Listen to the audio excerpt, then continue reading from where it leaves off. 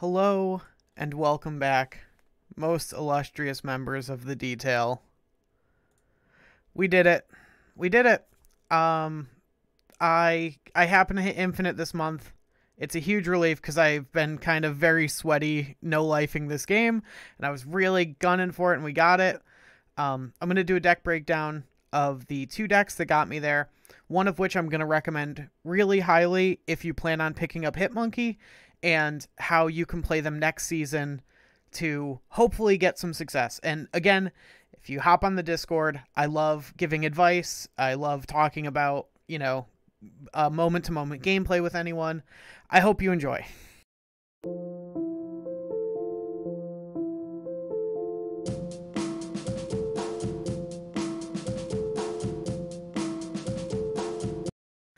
So here we have the first deck, multi-game arcade cabinet. I did a whole video on this already. This month, it has been my best performing deck, tied with one other. But while there is no location active, I found this one to be just, this is my all-arounder. Now, unfortunately, Hitmonkey does not work with this deck. Because I'm trying to make content that isn't just me going, yeah, I did really well. Like I'd like for everyone to get something out of this. So, while we have less than 8 hours and probably the season's basically going to be over by the time this video goes live between editing and uploading, for next season, if you're looking for an all-rounder deck, this is my highest recommendation. It is not as fun as the other deck that I'm going to recommend, but it is no nonsense, results oriented.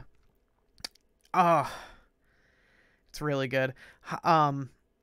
Big things to think about. I didn't cover this in the initial video because I was still learning the deck. I had learned some intricacies, but I had missed some. So what I've learned since that first video, is to give you like an updated sense. One, use a deck tracker. I'm not sponsored, but I used untapped.gg. Knowing what's still in your deck and what is not and what you have outs to is huge. It's really, really like a game changer.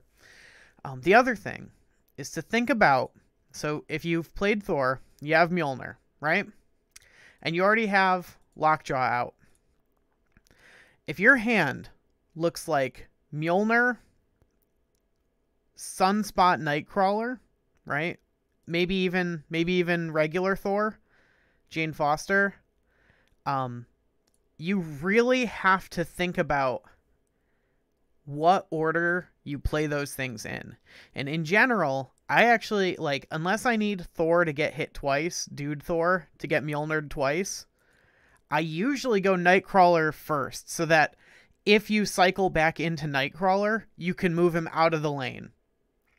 If you go like Wasp first is usually wrong, because you can cycle back into Wasp, which is only 1 power, and it's kind of the worst of all worlds. Usually you want to go either Nightcrawler or Mjolnir first, so that your Mjolnir can double trigger and you get less power in the Lockjaw lane, or your Nightcrawler can get accidentally cycled back into, but you can move it and reopen that spot.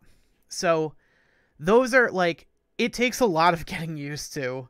Also, the only one that you play on 1 or 2 is Sunspot.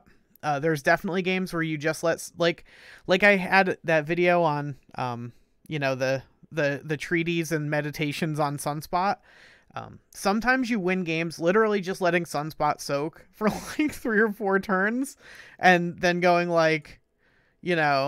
maybe like a Thor, Infinite. Just to keep your opponent guessing. Maybe you shang him, but it doesn't take much. It doesn't take much between a Sunspot and an Infinite and your opponent not having Killmonger for you to win sometimes. It's very funny winning that way. It's very satisfying. But you kind of never play Wasp. You never play Wasp really on 1. I can't imagine.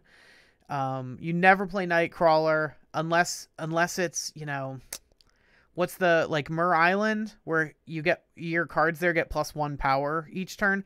I'd play Nightcrawler. I still wouldn't play Wasp there, just because you can power up Nightcrawler to what's that, like 7 or 8 by the end of the game, and then move him to somewhere else, which is like, obviously there's value in that. This is what actually took me over the finish line. Just so we're clear, I played this from 95 to 100. I won my final game with my deck tracker. I knew that the only 3 cards left in my deck were Doom, Shang-Chi, and Infinite. My opponent had played a Red Skull but hadn't protected it. Had Shuri'd a Red Skull. So the only thing that won me the game was Shang. But they snapped, and it was worth 4 cubes, and I needed 4 cubes to get over the finish line. I was like, I'll take a 33% on this. And we got there. I just want you all to know. All right. So that's this deck. The other deck, and the one that I'm definitely going to be playing next season, it's going to be this. Bast is falling. Bast, Darkhawk, and Valk are falling to pool 3.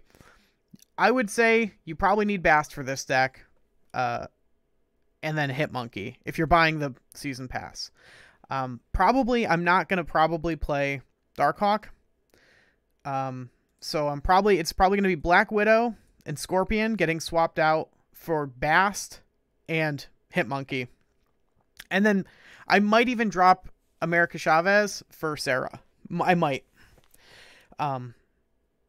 And I don't know. I got to play around with it. But this was the thing that brought me, like I said, my most single gains was single day gains was during the Elysium event. This really, really went buck wild for Elysium. I can't wait to mess around with Hitmonkey, but definitely not in the other deck, unfortunately. Although Hitmonkey in like a negative Jane deck would be really funny. It wouldn't be good, but it would be really funny. So anyway, this is the other deck that I recommend pretty highly. I think it's also a good all-rounder. I think that this deck has a lot more intricacies to learn. And I say this kind of knowing how the meta breaks down. I think at the start of next season, the Sandman decks are going to be really, really popular. And this deck's going to just lose. Like any Hitmonkey deck that's trying to go off with Hitmonkey is probably just going to lose to that, unfortunately. Because I think that card is going to be too good, and that Sandman is going to be the natural response. It's a completely reasonable response, but I think that's what's going to happen. So, yeah, that's it. I'll post a deck list when I actually put it together, probably tomorrow.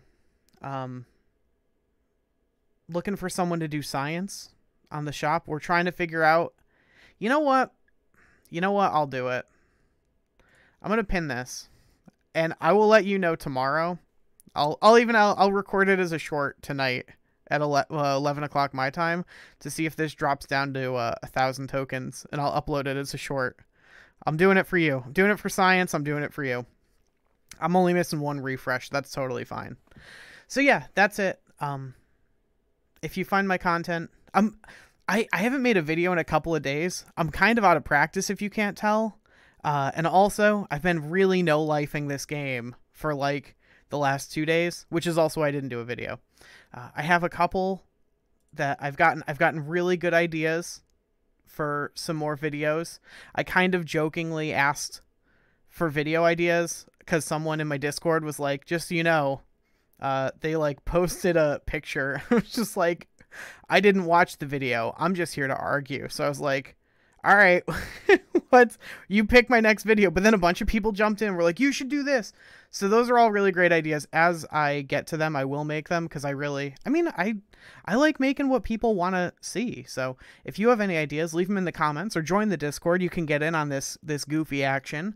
If you find my content elucidating, enlightening, or enriching, or you just enjoy hearing like a soft queer person be themselves and express and talk, do all those things. Subscribe, join the channel. At 200 subscribers, I have a face reveal planned. And I hope you have a great day, and I will see you all tomorrow.